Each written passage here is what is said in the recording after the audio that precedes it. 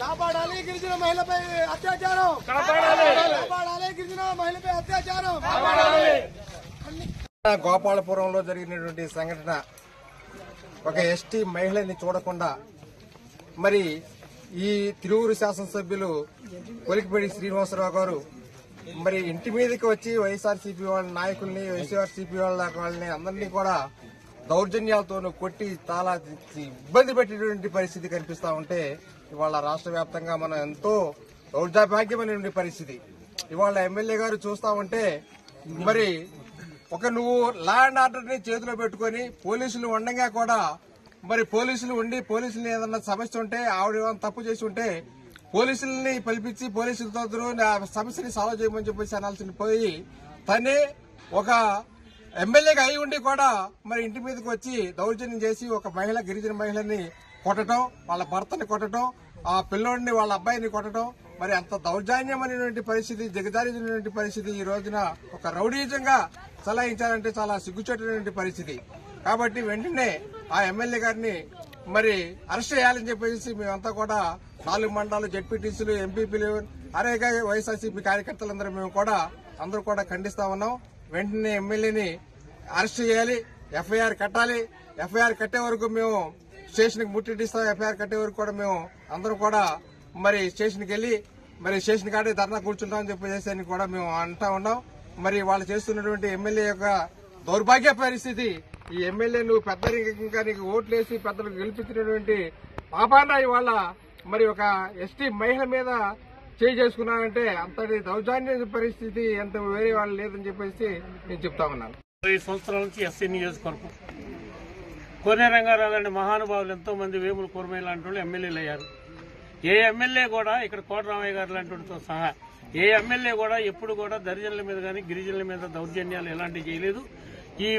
ఇలాంటి రాజకీయాలు చూడాల. మోరాలిటీ గల ఈ నియోజకవర్గాన్ని మరి మానవ మృగంలాగా కొలికిపూడి ఎమ్మెల్యే మరి గౌరవనీయ ముఖ్యమంత్రి గారు చంద్రబాబు గారు చెబుతాను ఇలాంటి మానవ మృగాన్ని మా మీద తోలారు కాబట్టి ఆయన ఇదే ఇన్సిడెంట్స్ కాదు, చాలా విషయాలు చాలా రకాలుగా చాలాగా ఇప్పుడు ప్రస్తుతం మన తిరువురులో బ్రాందీ షాపులు సీల్ వేయటం ఏంటి, రకరకాల వ్యవహారాలు చేసుకుంటూ ఈ నియోజకవర్గాన్ని పాడు చేయడానికి ప్రయత్నం చేస్తున్నాడు. చదువుకున్నాడని ఇక్కడ గిరిజనులు కూడా, ఆయన భార్య గిరిజనులని ఇక్కడ గిరిజనులు కూడా ఆయన ఓట్లు ఇచ్చారు.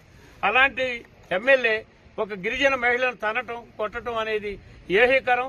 ఇలాంటి ఎమ్మెల్యేగా ఇంకా ఉంటే ఈ నియోజకవర్గాన్ని ఎంత నాశనం చేస్తాడని మాకు భయంగా ఉంది.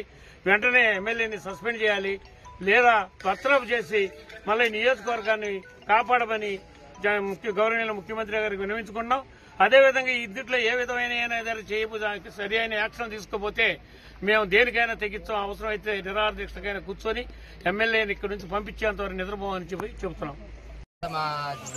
మా ముత్తమామ వాళ్ళ దినానికి వచ్చారు. అక్కడ వచ్చి రాంబాబు ఏమో ఆయన పార్టీ ఫిని మీద తీసుకొచ్చి పార్టీ ఫిని మీద కంచేశారు, మీరు రోడ్ వేపించిన తర్వాత కూడా కంచేశారని చెప్పేసి ఆయన తీసుకొచ్చారు. తీసుకురాగానే మేము పిలిచారని చెప్పేసి బయటికి వెళ్తే మేము న్యాయం చేస్తానని చెప్పేసి ఎమ్మెల్యే గారు వచ్చారని చెప్పి న్యాయం చేస్తారని వచ్చే ఆయన ఏమో ఏం మాట్లాడకుండా లోపలికి వచ్చి పరిస్థితి ఏంటి అడగకుండా కూడా మమ్మల్ని మా నాన్నగారి మీద నా మీద కాళ్ళెత్తి కొట్టడం, చేతులు పెట్టి కొట్టడం అలాంటి దౌర్జన్యం చేశారు. ఏంటి మ్యాన్ హ్యాండ్లింగ్ ఇంటికి వచ్చి చేస్తున్నారని చెప్పి అడిగితే మేము లోపల అంటే ఎస్ఐ గారు కానిస్టేబుల్ అందరూ కలిసి మమ్మల్ని లోపల ఇంట్లో వేసి గడేశారు ఆయన కొడుతున్నారని చెప్పేసి.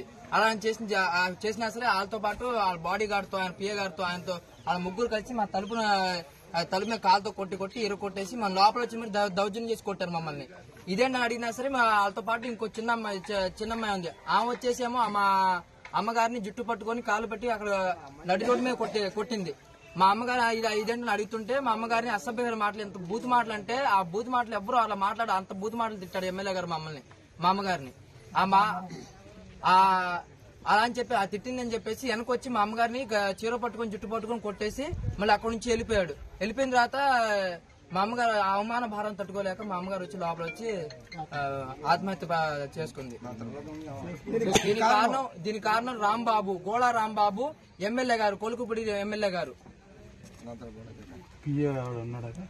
పిఏ గారు కూడా ఉన్నారండి. నేను ఈ వీడియో తీద్దామని చూస్తుంటే ఆయన వచ్చి నేను ఫోన్ తీసి వీడియో తీస్తుంటే ఆయన వచ్చి పిఏ గారు వచ్చి నా ఫోన్ కింద వీడియో ఎవిడెన్స్ తీయకుండా కింద వేసి కొట్టేసి పగల కొట్టేసి ఆ ఫోన్ కూడా తీసుకెళ్లిపోయాడు, నాకు కూడా ఇవ్వకుండా. ఆయనతో పాటు అంతా 50 మంది ఉన్నారా? ఆయనతో పాటు ఒక 50 మంది ఉన్నారు. టీడీపీ అధ్యక్షులు మొత్తం ఉన్నారు ఇక్కడ, ఈ ఊరు చాలా మంది ఉన్నారు. దాంతో పాటు జుంబే అనే వ్యక్తి కూడా ఉన్నాడు ఇక్కడ. ఆయన జుంబే అనే వ్యక్తికి అంటానంటే కొలుకుపూడి గారు ఆయన వెళ్ళి కొట్టరాను, ఆ పిల్లోని వెళ్ళి కొట్టరాను, నేను చూసుకుంటే ఏమైనా అయితే నువ్వు వెళ్ళి కొట్టి ఆయన అవసరం వచ్చి చంపే కూడా అని చెప్తున్నాడు ఆయన వచ్చి. అసలు పేరు చెప్పు. ఆయన అసలు పేరు కుక్యా బాలమురళి అండి ఆయన పేరు.